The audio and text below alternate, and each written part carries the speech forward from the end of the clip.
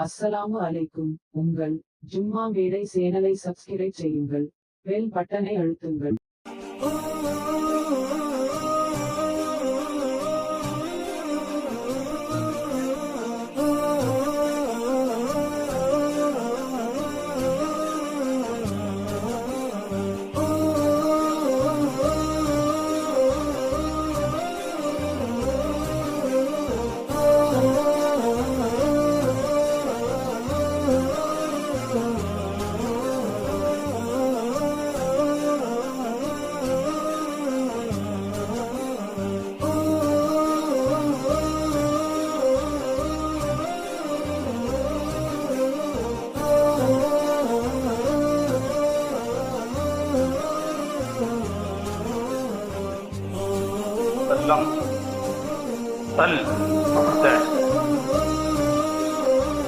எல்லாம் அல்ல அல்லாஹ்வின் திருப்பெயரால் நபிகள் நாயகம் ஸல்லல்லாஹு அலைஹி வஸல்லம் அன்னவர்களின் துஆ பரக்கத்தால் வலிமார்கள், இறைநேசர்கள் மற்றும் இச்சபையில் இருக்கக்கூடிய நம் அனைவர்கள் மீதும் அல்லாஹ்வின் பர்க்கா பெருங்கருணை என்றென்றும் உண்டாகுமாக. அல்லாஹ் நம் அனைவர்களுக்கும் பரக்கத்தான வாழ்வையும் அபிவிருத்தி நிறைந்த வாழ்வையும் வல்ல ரஹ்மான் நம் அனைவர்களுக்கும் அல்லாஹ் தந்தருள் புரிவானாக. நீண்ட ஆயுளையும் நிறைவான செல்வத்தையும் நிறைவான வாழ்வையும் அல்லாஹ் நம் அனைவர்களுக்கும் அல்லாஹ் தந்தருள் புரிவானாக. யா அல்லாஹ், ஏழைகளுடைய போராட்டங்களை நீ வெல்லச் செய்வாயாக. விவசாயிகளின் போராட்டங்களை யா அல்லாஹ் வலிமையை தந்தருள் புரிவாயாக. ரப்புல் ஆலமீன், நாட்டினுடைய எங்களுடைய தலைவர் திரும்பி பார்க்கக்கூடிய ஒரு சூழலை ஏற்படுத்தி தந்தருள் புரிவாயாக. ரப்புல் ஆலமீன், அவர்களுக்காக நாங்கள் பிரார்த்தனை செய்கிறோம். எங்களுடைய பிரார்த்தனையை நீங்க கபூல் செய்வாயாக. வேளாண் ஒரு சட்டம் அப்படிங்கிற செய்திதான் பேசணும்னு ஆசை. அதை பற்றி யாருக்கும் தெரியாத விஷயங்கள் கிடையாது. எவ்வளவு பாதிப்புக்குள்ளாகின்றார்கள் விவசாயிகள். அவங்களுக்காக உலமாக்கள் சொல்கிறார்கள், நிறைய உலமாக்கள் துஆ செய்யுங்கள் ஜும்மாவிலே, அவர்களுடைய போராட்டம் வெல்லட்டும். இன்ஷா அல்லாஹ், அல்லாஹ் வெல்வதற்கு தௌஃபீக் செய்வானாக. அடுத்து குடியுரிமை சட்டம் அமல்படுத்தப்படும் ஜனவரியில் அப்படின்னு சொல்லிருக்கிறாங்க. இன்ஷா அல்லாஹ் நாமும் தயாராகக்கூடிய சூழலும் உருவாகி கொண்டிருக்கின்றது. அதை ஏற்படுத்தி விடுவார்கள் என்ற அச்சம்தான் இருக்கின்றது. என்கிட்ட அந்த சட்டத்தை எல்லாம் அமல்படுத்துவதற்கான ஒரு திட்டங்கள். வேளாண் சட்டத்தால் பாதிக்கப்படுவது யாரு? உங்களை மாதிரி விவசாயி தான். நம்ம ஊர்ல எல்லாரும் படிச்சாலும் இருக்கீங்களா? இங்க இருக்கக்கூடியவங்களும் படிச்சாலும் பெரிய பட்டதாரிகளோ நீங்க எல்லாரும் போய் நம்ம அரசாங்க உத்தியோகத்துல யாரும் கிடையாது. ஆனால் பாதிக்கப்படுகிறோம். நாம துஆ செய்யும், யா அல்லாஹ் அவர்களுக்கு நீ வெற்றியை தா, அவர்களுடைய உடல் ஆரோக்கியத்தை தா. குளிரையும் பொருட்படுத்தாமல் பஞ்சாபிகள் தான் அதிகமாக அந்த போராட்ட களத்துல இன்னைக்கு நிற்கிறாங்க. ஏன்னா விவசாயம் அவன் அதிகமா செய்யறான், ஏக்கர் கணக்கில் அவங்க செய்யறாங்க பஞ்சாபிகள். அதாவது அவங்களுடைய போராட்டங்கள் பார்த்தா எல்லாம் அங்க இருப்பதெல்லாம் எல்லாம் வயசாளிகள் தான், வயோதிகர்கள் தான். ஆனால் உலமாக்கள் சொல்கிறார்கள், அவர்களுக்கு அப்படி துஆ செய்யுங்கள். இன்ஷா அல்லாஹ் நீங்க துஆ செய்யுங்களா? இன்ஷா அல்லாஹ் ஒவ்வொரு தொழுகையிலும் துஆ செய்யுங்க இந்த மக்களுக்காகவே. ஏன்னா குளிர கூட பொருட்படுத்தாம நிக்கிறாங்கன்னா எவ்வளவு பெரிய விஷயம். நம்மளால ஒரு சாதாரண ஒரு மழை வந்தால் கூட தாக்கு குடிக்க முடியவில்லை. ஆனால் அத்தனை குளிரையும் பொருட்படுத்தாமல் இந்த விவசாயம் வெல்லட்டும். என்கிட்ட ஒரு நாட்டினுடைய முதுகெலும் எது? விவசாயம் தான். விவசாயத்தை நீ எடுத்து பார்த்துட்டு என்னத்தை படிச்சாலும் சாப்பாடு வழிதான் பெறும், அப்படிதானே? விவசாயம் இல்லாமல் எதுவும் கிடையாது. அவங்களுக்கான நிறைய விஷயமும் இன்ஷா அல்லாஹ் துஆ செய்யும். அன்புக்குரிய அல்லாஹ்வின் நல்லடியார்களே, பயான் பேசும் போதே இடையில பேசிக்கணும், அந்த நிக்கணும், சும்மா சொல்லிடுவேன் யார் பேசிக்கிருக்காங்க அதையும் சொல்லிக்கிறேன். அன்புக்குரிய அல்லாஹ்வின் நல்லடியார்களே, குழந்தைகளை இன்னைக்கு பாதுகாப்போம். குழந்தைகளை பாதுகாப்போம். இப்போ உள்ள சூழ்நிலையில மதரசாக்கள் கிடையாது, பள்ளிக்கூடம் கிடையாது. என்னமோ கேம் ஃப்ரீ ஃபயரா, அதை ஏற்கனவே எரிஞ்சுக்கிட்டு இருக்குது. ஃப்ரீ ஃபயர் அப்படின்னு ஒரு கேம் விளையாடுறானவ பையங்க புள்ள இன்னைக்கு என்ன நிலையில இருக்கிறான்னு தெரியுமா? சொல்லுவாங்க, அன்றைய காலகட்டத்தில் எல்லாம் பேக்கான வருவாங்க. நம்ம ஊர்ல ஒரே ஆலிசமாரா உருவாயிட்டானுப்பா, எங்க பார்த்தா அந்த ஆலிசமார் கொட்டிட்டு வரானுப்பா அப்படின்னு சொன்ன காலங்கள் மாறி இப்ப இன்ஜினியர் கலெக்டர்னு சொல்லுதோம். ஆனா இப்ப பெரிய பேக்காலமா இருக்கு. அப்பமாவது சின்னதா இருந்துச்சு, இப்ப பெரிய பேக்காலமா இருக்குது. ஆனா படிச்சிருக்கிறோம்னு சொல்லாங்க. சூழலை பாத்தீங்களா, அவங்களுடைய பிள்ளைகளுடைய நிலைகளை பாத்தீங்களா? பார்த்த 24 மணி நேரம் கேம் அப்படி செல்ல பிடிச்சி விளையாண்டுக்கிட்டு இருக்கான். அசைச்சாலும் அசைய மாட்டான். ஆனா அசைச்சாலும் என்ன செய்ய மாட்டான், அசைய மாட்டேங்கிறாங்க. நீங்களே பாருங்களேன், அவன் கேம்ல அப்படி கண்ணை வச்சுக்க அப்படி நிக்கான். டே வெங்காயத்தை வாங்கிட்டு வாமா அப்படின்னு சொன்னா, போமா வெங்காயம் அப்படின்னா. டே கத்தரிக்காய் வாங்கிட்டு வாடான்னு சொன்னா, போடா கத்தரிக்காய் அப்படின்னா. அட போடா கத்தரிக்காய் அப்படின்னா. அங்க உட்கார்ந்துக்கிட்டு அந்த கேம்ல மட்டும்தான் அவனுடைய குறிக்கோளாக இருக்கின்றது. ஒரு பேரண்ட்ஸ் கூட போன் செய்து சொன்னாங்க, என் பிள்ளை அதே மன நிலையில இருக்கிற துவா செய்யுங்க, அவனுடைய நிலைகள் மாறுவதற்கு துவா செய்யுங்க. இன்னைக்கு பிள்ளைகளுடைய நிலைகள் மோசமாக இருக்கின்றது.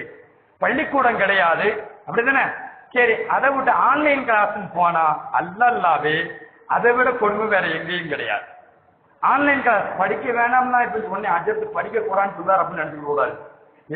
இல்ல ஆன்லைன் கிளாஸ் என்று சொல்லிவிட்டு அங்கே அழிக்காட்டியும் தான் சில பிள்ளைகள் சொல்லலாம், கூட நிறைய பிள்ளைகளோட சொல்லலாம். அதுல இன்னைக்கு பத்திரிகையில் வந்த செய்தி என்கிறா, பிள்ளைகள் கெட்டி குட்டிச்சோறாக மாறுகிறார்கள். இன்னைக்கு எல்லா பேரண்ட்ஸும் என்ன சொன்னாங்க தெரியுமா, பள்ளிக்கூடத்தை எப்படியாவது நடத்திருக்க, வீட்டுல இல்ல நான் பைத்தியமாயிருவேன், இல்லாட்ட என் பிள்ளை பைத்தியமாயிருவான், அவன் கேம்ல விளையாடலாம், நான் பார்த்துட்டு மத வேதனை அடைகிறேன் அப்படின்னு பெற்றோர்கள் சொல்லக்கூடிய வார்த்தைகளை நாம் பார்க்கிறோம். அன்புக்குரிய அல்லாஹ்வின் நல்லடியார்களே, ஜனவரியில புதுச்சேரியில இன்ஷா அல்லாஹ் அவங்க பள்ளிக்கூடம் திறக்கலாம் முடிவு பண்ணிட்டாங்க. ஏன்னு கேட்டா, ஒரு பேரண்ட்ஸினுடைய கதல் எப்படின்னு தெரியுமா, அதாவது ஆலோசனை கூட்டம் வைக்கப்பட்டுச்ச, பெற்றோர்களுக்கு ஆலோசனை கூட்டம். அதுல ஒரு பெற்றோர் சொன்ன வார்த்தை என்ன தெரியுமா, இனி அந்த புதுச்சேரியில் உள்ள மாநிலத்தில் ஒரு பெற்றோர் சொன்ன வார்த்தை, இனி பள்ளிக்கூடம் வைக்கவில்லை என்றால் என் பிள்ளை பைத்தியமாக ஆகிவிடுவான், தயவு செய்து நீங்கள் பள்ளிக்கூடத்தை தரங்கள் என்று சொல்லுகிறார்கள். உங்களுடைய அரசியல் நாடகம் போலும் எங்களுடைய பிள்ளைகளுடைய வாழ்க்கை மோசமாகிவிடும் என்று பெற்றோர்கள் கதறுகின்றார்கள். உண்மைதானே? யார் இதில் மாற்றமான கருத்துக்கள் சொல்ல முடியுமா? என் அன்புக்குரிய அல்லாஹ்வின் நல்லடியார்களே, பிள்ளைகளுடைய நிலைகளை நினைத்து பார்க்கின்ற பொழுது மனம் வேதனையாக இருக்கின்றது. இன்னைக்கு பிள்ளைகளுடைய சூழல் அப்படியாகத்தான் இருக்கின்றது. என்கிட்ட மதரசா கிடையாது, மதரசா வச்சா சிலவருக்கு ஜுரம் வந்துருது, காய்ச்ச வந்துருது, புகைச்சல் வந்துருது, இருமல் வந்துருது. இதில் பள்ளிக்கூடம் ஒரு பக்கம் கிடையாது. இந்த பிள்ளைகளுடைய நிலைகளை பார்த்தீர்களா?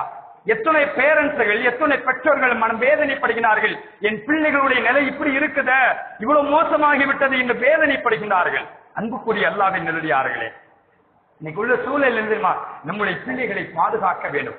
எங்கே இந்த கேம் உருவாக்கிச்சோ அந்த நாட்டுல தடை, அந்த நாட்டுல கேம்ஸ் பிள்ளைகள் விளையாடக்கூடாது. இஸ்ரே என்ற நாட்டுக்காரர் தான் இப்படிப்பட்ட கேம்ஸ்கள் எல்லாம் அதிகமா உருவாக்குவது. ஆனா அவன் நாட்டுல இப்படிப்பட்ட கேம்ஸ் விளையாடுவதற்கு தடை அங்க கிடையாது. இன்னைக்கு துட்ட கட்டிட்டு பிள்ளைகள் விளையாடுகின்றார்கள். இன்னொன்னு, பிள்ளைகள் மது பழக்கத்திற்கு அடிமையாகின்றார்கள், கெட்ட பழக்கத்திற்கு அடிமையாகின்றார்கள்.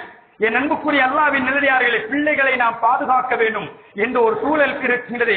எப்படி வேளாண் சட்டத்தை நாம் தூக்கி எறிய வேண்டுமோ, விவசாயிகள் தூக்கி எறிவதற்காக போராடுகிறார்களோ, அதை போன்ற இந்த கேமை விட்டு நம்முடைய பிள்ளைகளை நாம் தூக்கி எறிய வேண்டும். இந்த கேமை தூக்கி எறிவதற்கு அல்லாஹ் தௌஃபீக் செய்வானாக. பிள்ளைகளுடைய சிந்தனைகளை நல்லபடியாக நாம் கொண்டு வர வேண்டும். நம்ம எதை விதைக்கிறோமோ அதுதான் அறுவடை செய்வோம். விதை விதைத்தவன் என்ன செய்வான்? அறுவடை செய்வான். விதை விதைத்தவன் அறுவடை செய்வான். வினை விதைத்தவன் வினையத்தான் அறுவடை செய்ய வேண்டும். எதை நாம் விதைக்குகின்றமோ அதுதான் அறுவடை செய்ய வேண்டியிருக்கும். அன்புக்குரிய அல்லாஹ்வின் நல்லடியார்களே, பிள்ளைகளுக்கு எவ்வளவு காலங்கள் 8-9 மாசம் கொஞ்சமாவது மார்க்கத்தை நம்மளுடைய பிள்ளைகளுக்கு சொல்லிக் கொடுத்திருப்போமா? பேக்காலம் என்று சொன்னார்கள். அப்பதெல்லாம் 2000க்கு முன்னால என்னங்க நடந்துச்சு? அப்போ குடிகாரர்கள் கம்மி, மது குடிக்கக்கூடியவர்கள் கம்மி. இன்னைக்கு மது குடிக்கக்கூடியவர்கள் அதிகம். பிள்ளைகளுக்கு எல்லாத்தையும் கொடுக்கறாங்க. அதாவது பள்ளிக்கூடம் செல்வதற்கு ஒரு ஷூ, ஸ்போர்ட்ஸ்க்கு ஒரு ஷூ, அவன் உள்ள வீட்டுக்குள்ள நடப்பதற்கு ஒரு செருப்பு, பாத்ரூம் போறதுக்கு ஒரு செருப்பு, அப்படிதானே? வெளியே போன ஒரு செருப்பு, சட்டை. ஒரு காலத்தில் வறுமை கோட்டு கீழ் நம்ம எல்லாம் இருந்தோம், உண்மைதானே?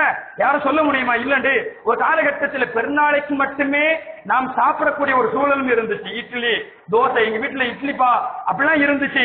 இன்னைக்கு அந்த பேக்காலமெல்லாம் மாறிட்டு, ஆனா நாகரிகம் என்பது வளர்ந்து விட்டது, எல்லாம் வந்து விட்டது, வறுமை தான் இருக்கின்றது. என்ன வறுமை தெரியுமா? பிள்ளைகளுக்கு நாம் ஒழுக்கத்தை சொல்லிக் கொடுக்காததான், அதுதான் பெரிய வறுமையா இருக்கு.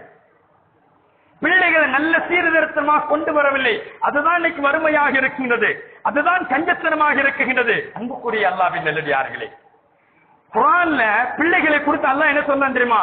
யஹபுலிமே யஷாவு இனாசா வ யஹபுலிமே யஷாவு துக்குர். பிள்ளைகள் இருக்கிறாங்களே அல்லாஹ்வுடைய அது அன்பளிப்பு என்று அல்லாஹ் பேசுறான். பிள்ளைகள் யாருங்க? அட யாரு? அன்பளிப்பு. நீங்க பேசிக்கிட்டே இருந்தா என்னுடைய சிந்தனை மாறிடும். அடுத்த தடவை பேர சொல்லிடுறோம் பேசிக்கிறதுக்கு ஆற. ஏன்னா ஜும்மாவுக்கு வந்துட்டா நீங்க பேசிக்கிறதா என்னுடைய கவனங்கள் சிதறிவிடும். இது நேர 2-3 தடவை சொல்லிட்டேன், ஜும்மா போன தடவை சொல்லிட்டேன். இனி உள்பள்ளியில் உட்காந்துக்கு பேசிக்கிட்டு இருந்தீங்கன்னா யாரும் பார்க்க மாட்டேன், பேரை சொல்லி விடுவேன். அன்புக்குரிய அல்லாஹ்வின் நல்லடியார்களே, செய்திகளுக்கு வருகின்றேன். யஹபுலிமை யஷாவு இனாசவு வ யஹபுலிமை யஷாவு துக்குர். உங்களுக்கு ஆண் பிள்ளையும் கொடுக்கிற பொம்பளை பிள்ளையும் கொடுக்கிற அது அன்பளிப்பு என்று அல்லாஹ் சொல்றான். என்னங்க சொல்றான்? அன்பளிப்புன்னு சொல்லலாம். பிள்ளைகள் இருக்கிறாங்களே அவங்க அன்பளிப்பு. இன்னொரு இடத்துல எப்படி சொன்னாங்க கேட்டா நியமத்து அப்படிங்கிறான். பிள்ளைகள் இருக்காங்க யாரு? அவங்க நியமத்து. இன்னொரு இடத்துல எல்லாம் குர்ஆன்ல சொன்னா பிள்ளைகள் என்பவர்கள் ரஹ்மத் என்று சொல்லுகிறார். இப்படிலாம் சொல்லிட்டு அல்லாஹ் ஒரு இன்னொரு இடத்துல சொல்லலாம் அல் மாலு வல் பனூன ஜீனத்துல் ஹயாத்துத் துன்யா வல் பாக்கியாத்துஸ் ஸாலிஹாத்து. பிள்ளைகள் இருக்கிறார்களே அவங்க அலங்காரம் அல்லாஹ் பேசுறான். எங்க எப்படி பேசுறான் பாத்தீங்களா? அலங்காரம், ரஹ்மத்து, நிஅமத்து, அன்பளிப்பு அப்படின்னு சொல்லிட்டு கடைசியில ஒரு விஷயத்தை அல்லாஹ் சொல்றான். இன்னமா அம்வாலுக்கும் வஅவுலாதுக்கும் ஃபித்னா. உங்களுடைய பிள்ளைகள் தான் உங்களுக்கு சோதனை. உங்களுடைய பிள்ளைகள் தான் உங்களுக்கு சோதனை. உங்களுடைய பிள்ளைகள் தான் உங்களுக்கு சோதனை. குழப்பமே உங்களுடைய பிள்ளைகள் தான் அப்படின்னு அல்லாஹ் பேசுறான். ஆனா நிஅமத்துன்னு சொல்லிட்டான், ரஹ்மத்துன்னு சொல்லிட்டான். மனிதன் கண்ணியமானவன். அதை விட உபதேசம் செய்கின்ற பொழுது அதை கேட்காதவன் காலமான விட மோசமானவன். காலமான விட மோசமானவன். இது குர்ஆன் சொல்லுது பல்ஹும் அலல், அதை விட கேவலமானவர்கள் அப்படின்னு சொல்லிட்டான். என் அன்புக்குரிய அல்லாஹ்வின் நல்லடியார்களே, உபதேசம் செய்கின்ற பொழுது அதை பேசிக்கொண்டே இருக்கின்ற பொழுது இதுதான் செய்தி. இங்க அடுத்தபடி அல்லாஹ் என்ன சொல்றாங்க இங்க கவனிக்கணும். குர்ஆன்ல உங்களுடைய பிள்ளைகள் சோதனை வேதனை என்று சொல்லிவிட்டு யாருக்கு சோதனை தெரியுமா? யாருக்கு வேதனை தெரியுமா? பிள்ளைகளை ஒழுங்காக வளர்க்காதவர்கள். பிள்ளைகளை ஒழுங்காக வளர்க்காதவர்கள் அவர்களுக்கு அது ரஹ்மத்தாக வராது. ரஹ்மத்தின் வார்த்தை வந்துட்டா, அன்பளிப்பின் வார்த்தை வந்துட்டா அது அல்லாஹ்வினுடைய அமானிதம். நாளைக்கு உங்களுடைய பிள்ளைகள் தவறுகள் செய்தாலும் கூட அவர்களிடத்தில் விசாரணை செய்வதற்கு முன்னால் உங்களிடத்தில் தான் முதல்ல செய்யப்படும். முதல்ல உங்ககிட்ட தான் கேட்கப்படும். பிள்ளைகள் சரி வளர்ச்சிங்களா? பிள்ளைகள் கேம் என்று போனாங்களே, இந்த அருமையான காலங்கள் கொரோனாவினுடைய காலகட்டத்துல பிள்ளைகளை தொழுகைக்கு நீங்க பழக்கப்படுத்திருக்கலாமே, பிள்ளைகளை பள்ளிவாசலுக்கு அழைத்துக் கொண்டு வந்திருக்கலாமே. அதாவது அரசாங்கம் நீங்க பள்ளிவாசல தொழுதுக்கலாம் என்று சொன்ன காலகட்டத்துல பள்ளிவாசலுக்கு நீங்க பிள்ளைகளை அழைத்துக் கொண்டு வந்திருக்கலாமே. இல்லை என்றால் பிள்ளைகளுக்கு நீங்க வீட்டில் வச்சு குர்ஆனை கற்றுக் கொடுத்திருக்கலாமே. என் அன்புக்குரியவர்களே, இன்னைக்கு ஆடைகள் எல்லாம் சிறந்த ஆடையா என்று தேர்வு செய்யணும். ஒரு சூவை வாங்க வேண்டும் என்றால் அதற்கு 10 முறை அழுகணும். ஆனால் பிள்ளைகளுக்கு நல்ல ஒழுக்கத்தையும் நல்ல போதனைகள் நாம சொல்லிக் கொடுக்கல. அதுதான் உண்மையாக வேதனையாக இருக்கிறது. இன்னைக்கு பார்த்த சில பிள்ளைகள் அப்படி இருக்கிறான், ஷாக்கான மாதிரி. அதாவது கரண்ட்ல ஷாக்கான எப்படி இருக்கும் அது மாதிரி அடிபட்டு போய் இருக்கிறான். அந்த கேம்ஸ்ல மட்டும்தான் இருக்கிறான். கேம்ஸ்ல மட்டும்தான் இருக்கிற அவனுடைய சிந்தனைகள் வேற எதன் பக்கம் இல்லை, எந்த நோக்கத்தின் பக்கம் இல்லை, ஒரே கேம்ஸ்ல தான் இருக்கிறான். பிள்ளைகளை நாம் பாதுகாக்கப்பட வேண்டிய சொன்னார்கள். இனி இவன் பள்ளிக்கூடத்துக்கு போய் அதே சிந்தனையாகத்தான் இருக்கும். ஒரு அம்மா சொல்றாங்க, அதாவது சாதாரண ஒரு சவுண்ட் கேட்டால் கூட அது கேம்ஸ் சவுண்ட் மாதிரி ஏதாவது ஒரு சவுண்ட் கேட்டா திரும்பி பார்க்கறான். பிள்ளைகள் திரும்பி பார்க்கறாங்க. ஆனா பிள்ளைகள் திரும்பி பார்க்கிறாங்க. இன்னைக்கு பிள்ளைகளுடைய நிலைமை இதுவாகத்தான் இருக்குகின்றது. பிள்ளைகளுடைய நிலையில இந்த காலகட்டத்திலும் கூட நல்லா பயன்படுத்தியவர்கள் யாரு தெரியுமா? இஸ்ரேலர்கள் தான். தன்னுடைய பிள்ளைகளுடைய அறிவை வளர்த்துக் கொள்வதற்காக எப்படி பயன்படுத்திக்கிறாங்க தெரியுமா? அதிகம் பத்திரிகை செய்தியில் வருது. இந்த கொரோனாவினுடைய காலகட்டத்தில் அவங்க விஞ்ஞான ரீதியாக பயன்படுத்திக்கிட்டான். கர்ப்பமாக இருக்கக்கூடிய குழந்தைகளை, கர்ப்பமாக இருக்கிறாங்களே அவங்களை கம்ப்யூட்டருக்கு முன்னால போய் வச்சிடலாம். ஏன்னா பிள்ளைகள் நல்ல அறிவாளியாக வர வேண்டும் என்பதற்காக வேண்டி. இன்னைக்கு நம்ம பிள்ளைகள்லாம் கம்ப்யூட்டர் கொடுத்துட்டா தட்டி பார்க்கிறோம். அதாவது ஒரு காலகட்டத்துல 15 வயதுக்கு மேலதான் எல்லா விஷயங்களும் தெரியும். இன்னைக்கு 8 வயசுல எல்லாம் தெரியும். ஏன்னு கேட்டா ஆன்லைன் கிளாஸ் கொடுத்துருந்தோம். அவன் ஆன்லைன் படிக்கிறான். இன்னொரு புக்கு சில வீட்டுல அம்மா மாதிரி தான் எடுக்க வேண்டியதா இருக்குது, அம்மா மாதிரி தான் படிக்க வேண்டியதா இருக்குது ஆன்லைன் கிளாஸ்ல. ஏன் கேட்டா இவன் இருக்க மாட்டானே, எவ்வளவு நேரம் தான் உட்கார்ந்து இருப்பான். இதுதான் இன்னைக்கு உண்மையான நிலவரமாக இருக்குகிறது. ஆனால் பிள்ளைகளுக்கு இந்த காலகட்டத்தில் தான் நம்ம நிறைய மார்க்க போதனைகள் ஒழுக்கத்தையும் சொல்லிக் கொடுக்க வேண்டும். பள்ளிக்கூடம் ஆரம்பித்து விட்டால் நம்மளால ஒண்ணு செய்ய முடியுமா? ஏதாவது செய்ய முடியுமா? பிள்ளைகளுக்கு நல்ல ஒழுக்கத்தை சொல்லிக் கொடுக்க முடியுமா? போதனைகளை சொல்லிக் கொடுக்க முடியுமா?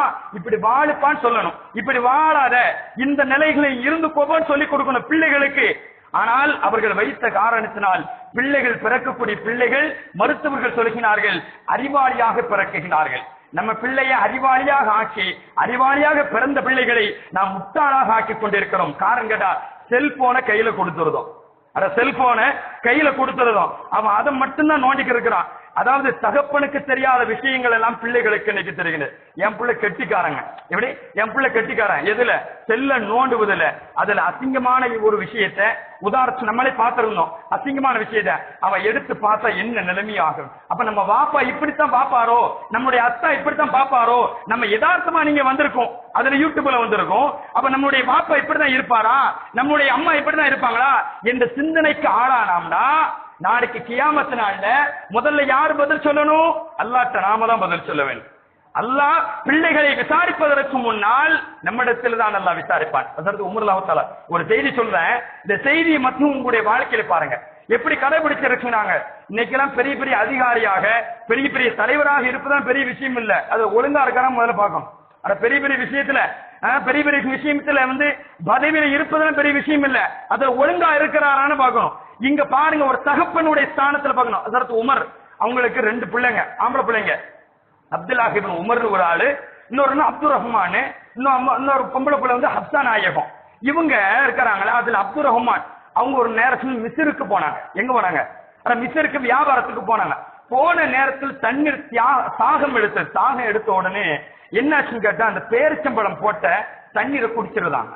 பேரிச்சம்பழத்தை கொஞ்சம் காய்ச்சிட்டா அது மதுபானம். பேரிச்சம்பழத்தை நல்ல சூடாக்கி நல்லா காய்ச்சிட்டா அது மதுபானமாக மாறிவிடும், போதைக்குள்ள ஆகிவிடும்.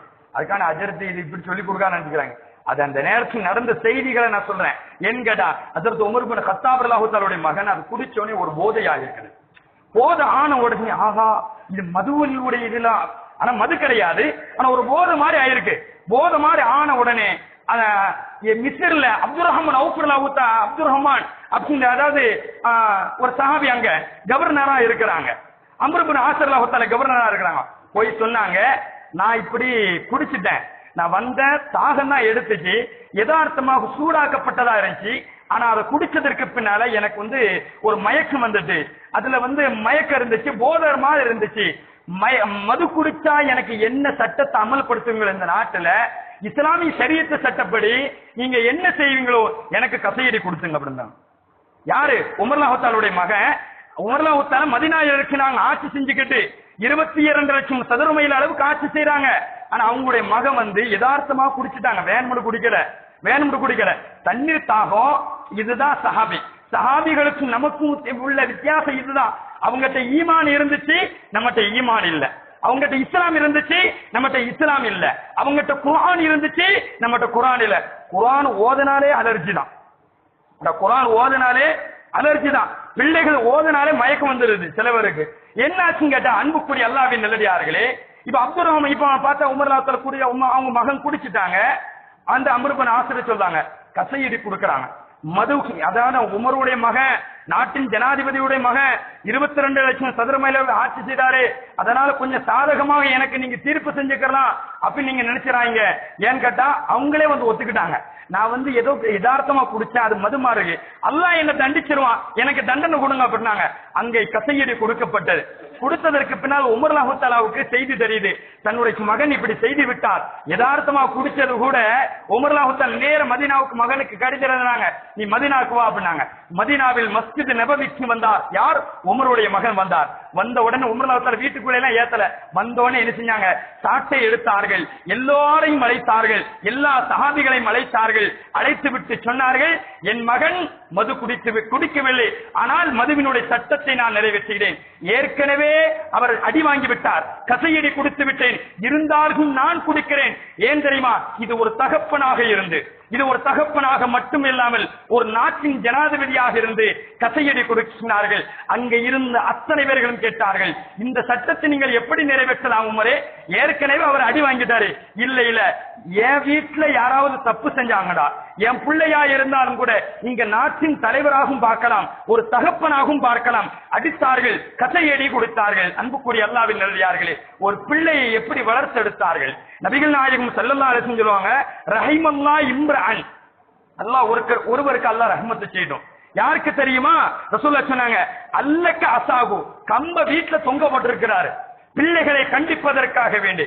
டே கேம் விளையாடுவியா, டே கேம் விளையாடுவியா அப்படின்னு இப்ப கம்ப எடுத்துட்டாங்கடா, திருப்பி அவன்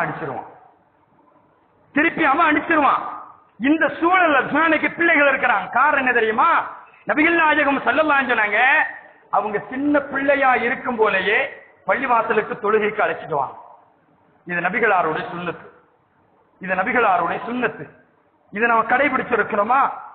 எங்க நபிகளாருடைய சுன்னத்து. பிள்ளைகள் என்பவர்கள் அப்படி பிடிச்சு மாத்த இருப்பாங்க. நம்ம எப்படி இருக்கிறோம்? சின்ன வயசுல இப்படிதான், இப்ப இருந்த மாதிரிதான் இருந்தோமா? சின்ன வயசுல கொஞ்சம் பிள்ளைகள் அட்ஜஸ்ட் பண்ணிக்கிறாங்க. ரசூலுல்லாஹ் பிள்ளைகள் வந்தாலே அட்ஜஸ்ட் பண்ணிக்கிறாங்க. தொழுகையை கொஞ்சம் சீக்கிரமா பிடிப்பாங்க பிள்ளைகளுக்காக வேண்டி. இதுதான் நபிகளாருடைய பண்பாக இருந்தது. நபிகளாருடைய பண்பாக. நீங்க 6 வயசுல பிள்ளைகளை பள்ளி வாசலுக்கு அழைச்சிட்டு வாங்க, அதுக்கு பின்னால் நம்ம வஃபாத்தானாலும் கூட பிள்ளைகள் தொழுகையை விட மாட்டாங்க. அவன் கிழவனா போக வரையிலும் தொழுகை விட மாட்டான். உண்மையும் நிறையும் அதுதான். நபிகள் நாயகம் ஸல்லல்லாஹு அலைஹி வஸல்லம் 7 வயசுக்கு தொழுகைக்கு அனுப்புங்க, 10 வயசுக்கு போகலையா கம்ப வச்சு அடிங்க அப்படின்னாங்க ரசூலுல்லாஹ். கம்ப வச்சு அடிங்க அப்படின்னாங்க ரசூலுல்லாஹ். அதுக்காக வேண்டி காட்டு முட்டமா தனமா அடிக்க சொல்லல, கண்டியுங்கள், கம்ப போட்டே பயமுறுத்துங்க பிள்ளைகளை. என்கடா உங்களுடைய பிள்ளைகள் நல்ல நிலைக்கு வர வேண்டும், உங்களுடைய பிள்ளைகள் சாலிஹானவர்களாக வர வேண்டும், உங்களுடைய பிள்ளைகள் ஒழுக்கம் நிறைந்தவர்களாக வர வேண்டும். அன்புக்குரிய அல்லாஹ்வின் நல்லடியார்களே, ஒழுக்கம் இல்லாத பிள்ளை என்னைக்கும் உயர்வை தராது. கண்ணியமான பிள்ளை அது கண்ணியத்தை கொடுக்கும், ஒழுக்கமான பிள்ளை அது உயர்வை கொடுக்கும். ஒழுக்கம் இல்லாத பிள்ளை அது கீழத்தான் செல்லும் என்பதுதான் நிதர்சனமான உண்மை. என் அன்புக்குரியவர்களே, நாம பள்ளிக்கூடத்தில் படிப்பதை விட ஒரு சிறந்த தகப்பன் யார் தெரியுமா?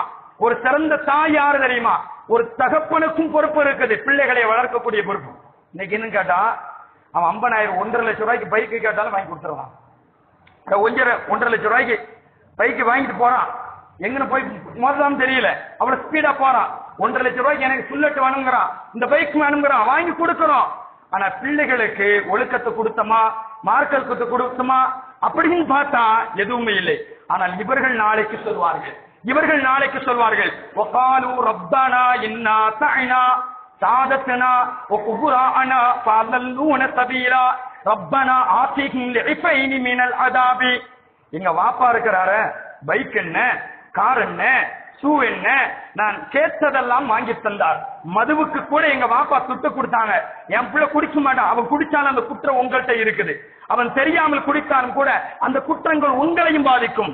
குர்ஆன் சொல்லுகிறது. அவங்க சொல்லுவாங்க, அந்த பிள்ளைகள் வந்து சொல்லுவாங்க, எனக்கு யாரெல்லாம் முதல்ல தண்டனை தரது இருக்கணும், முதல்ல எங்க அத்தாவை கூப்பிடு, என்ன செஞ்சாலும் செஞ்சாருமா, இவர் முதல்ல ஒழுங்கா. நாளைக்கு இந்த பிள்ளைகள் சொல்லுவார்கள், நான் எனக்கு தண்டனை கொடுப்பதற்கு முன்னால் எங்க அத்தாவை காட்டு, எங்க மாப்பாவை போட்டு நான் மிதிக்கிறேன். எப்படி சொல்லுவாங்க? கியாமத்து நாள்ல என் காலுக்கு கீழே போட்டு மிதிக்கிறேன். அந்த பிள்ளைகள் சொல்லுவார்களாம். அன்புக்குரிய அல்லாஹ்வின் நல்லடியார்களே, உமர் எப்படி பிள்ளையை வளர்த்தாரோ அதை போன்று வளர்ப்பதற்கு அல்லாஹ் தௌஃபீக் செய்வானாக. அல்லாஹ் அந்த பாக்கியத்தை தந்தருள் புரிவானாக. உமரை போன்று நாம் வளர்த்தால் எந்த கேமுக்கும் போக மாட்டாங்க. இல்லை என்றால் பிள்ளைகளுடைய மூளைகள் பாதிக்கப்படுகின்றது. இன்னைக்கு அதிகமான கேம் இல்ல, மூளை, என் பிள்ளைக்கு அறிவு உண்டாவது, அதெல்லாம் சும்மாங்க, பொய். நம்மளை எல்லாம் முட்டாளாக ஆக்குகின்றார்கள். இன்னைக்கு இஸ்ரேலுடைய இது ஒரு என்கிற உள்குத்து தான். என்கிற பிள்ளைகள் எல்லாம் முட்டாளாகி விட்டார். அவன் நாடு மட்டும் அறிவாளியாக இருக்க வேண்டும். இன்னைக்கு நம்ம பிள்ளைகளை அதிகமாக முட்டாளாக கொண்டிருக்கிறோம். அன்புக்குரிய அல்லாஹ்வின் நல்லடியார்களே, உங்களுடைய பிள்ளைகளுக்கு நல்ல ஒழுக்கத்தை போதித்துக் கொடுங்கள், நல்ல பண்பை கற்றுக் கொடுங்கள். சொல்லுவதற்கு முன்னால் நம்ம ஒழுக்கமா இருக்க முதல்ல பார்க்கணும். பிள்ளைகளுக்கு ஒழுக்கத்தை சொல்லுவதற்கு முன்னால நாம முதல்ல ஒழுக்கமா இருக்கிறோமா, நாம கண்ணியமா இருக்கிறோமா. பீடியை வச்சுக்கிட்டு பீடி அடிக்க கூடாதுன்னு பிள்ளைகிட்ட சொன்ன பிள்ளை கேட்க மாட்டான். அசிங்கமான ஒரு படத்தை பார்த்துக்கிட்டு ஏடே பார்க்க கூடாதுன்னு சொன்ன பிள்ளைகள் பார்க்காம இருக்க மாட்டான். நம்ம செல்ல நோண்டிக்கிட்டே செல்ல எடுக்க கூடாது, அவன் செல்லத்தான் எடுப்பான். இதுதான் யதார்த்தமான உண்மை. நீங்க செல்ல வச்சுட்டு யாரா வரமா நீங்க உட்காந்து பேசிக்கிட்டு இருந்தோம்னா அவன் அதை எடுத்து பேசத்தான் செய்வான். அவனும் மணிக்கணக்கில் பேச செய்வான். நம்ம அரை மணி நேரம் பேசினா அவன் 3/4 மணி நேரம் பேசுவான். இதுதான் இன்னைக்கு சூழ்நிலையாக இருக்கிறது. ஏன்னு கேட்டா நம்ம பிள்ளைகளுக்கு நாம சொல்லுவதற்கு முன்னால நாம தயாராக இருந்திருக்க வேண்டும். நபிகள் நாயகம் ஸல்லல்லாஹு அலைஹி வஸல்லம் பாத்திமாவை பார்த்து, பாத்திமா நீ சொர்க்கத்தின் தலைவியாக மாறினது எதனால தெரியுமா? உன்னுடைய அமலால் அல்ல, உன் பிள்ளைகள் மூலமாக நல்ல பிள்ளையை பெற்றெடுத்திருக்கிறாய், நல்ல முறையில் வளர்த்து எடுத்திருக்கிறாய். என் அன்புக்குரிய அல்லாஹ்வின் நல்லடியார்களே, நம்ம பிள்ளைகளை சிறந்த அறிவாளியாக ஆக்குவோம். அல்லாஹ் தௌஃபீக் செய்வானாக. உங்களுடைய பிள்ளைகளுக்கு குர்ஆனை போதித்துக் கொடுங்கள், உங்களுடைய பிள்ளைகளுக்கு ஒழுக்கத்தை போதித்துக் கொடுங்கள், நபிகளாருடைய சுன்னத்தை உங்களுடைய பிள்ளைகளுக்கு சொல்லிக் கொடுங்கள், உங்களுடைய பிள்ளைகளை தொழுகைக்கு அழைத்துக் கொண்டு வாருங்கள். அல்லாஹ் நம்முடைய பிள்ளைகள் எல்லாம் கண்ணியத்தோடு வாழ்ந்து கண்ணியமான பதவியில் அமர்ந்து கண்ணியத்தோடு மரணிக்கக்கூடிய வாக்கியத்தையும் அல்லாஹ் தந்தருள் புரிவானாக. அஸ்ஸலாமு அலைக்கும் வரஹ்மத்துல்லாஹி வபரகாத்துஹு.